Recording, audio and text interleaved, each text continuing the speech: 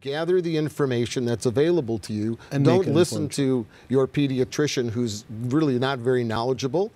You know, that's one piece of information, but do your research and make an informed decision.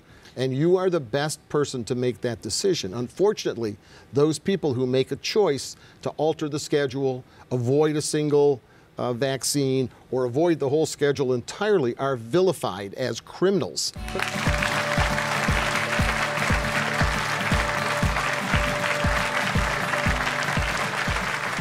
Welcome back. You're watching the Dr. Nandi Show. And today we've been talking vaccines. Are they friend or foe? Super important topic in my opinion. And as a parent, you know, you want to do what you feel is right for the health of your child. And in most situations, you have the ability to do that with really no interference from anyone else. Our next guest is an activist who disagrees with the CDC's vaccination schedule. He's a director of Michigan for Vaccine Choice, an organization that helps residents understand laws surrounding vaccine rights. Please welcome Joel Dorfman to the show. How are you? Thank you. Hey, thanks for joining us. And here's my question to you. You know, so the CDC schedule, what do you think of it? Do you think it's wrong? Do you think we should change it? What's your opinion on that? Well, the CDC schedule has never been tested. So there's no evidence that it is safe.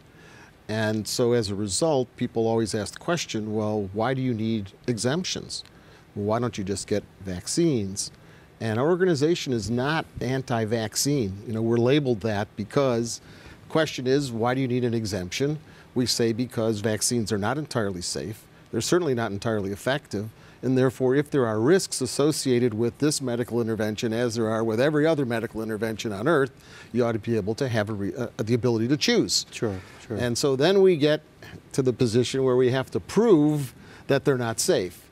And that's also very easy to do. I mean, in 1986, our Congress passed a law exempting from liability the pharmaceutical industry and the medical community from any injury, from damages from any injuries as a result of vaccination.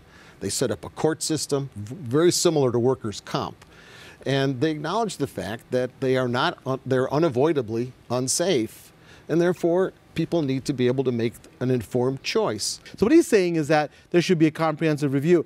I'm not against that. Here's what I don't think we should do, though. We shouldn't say to the public that because I feel like there should be a comprehensive review, you should stop immunizing. I think you continue immunizing until we get that comprehensive review, because I still think, and you agreed that you said I'm not an anti-vaxxer. I just think if people have questions, they should have the opportunity to be able to say, I can get an exemption. The second scenario, in 1986, you and I know that there were some frivolous lawsuits that were created, and that's why Congress felt in their infinite wisdom that they should, you know, have this law created. So I'll say there's lots of frivolous lawsuits, for example, against hot coffee. It doesn't mean that you exempt that producer of hot coffee from any liability. It means that we need to revamp the legal system so folks don't feel like that the manufacturers of vaccines have a free pass. But again, that's a different argument than saying to people that you should not ever get vaccinated. And so people get confused that this should lead to not vaccinations. We never tell people don't be vaccinated. Absolutely, that's my point. What we tell people is gather the information that's available to you. And don't listen to your pediatrician who's really not very knowledgeable. You know, that's one piece of information, but do your research and make an informed decision. And you are the best person to make that decision. Unfortunately, those people who make a choice to alter the schedule, avoid a single vaccine, or avoid the whole schedule entirely are vilified as criminals. But I will make treated this, in a way that is unacceptable in our society. They shouldn't be vilified, but I will make a statement that I think is absolutely incorrect.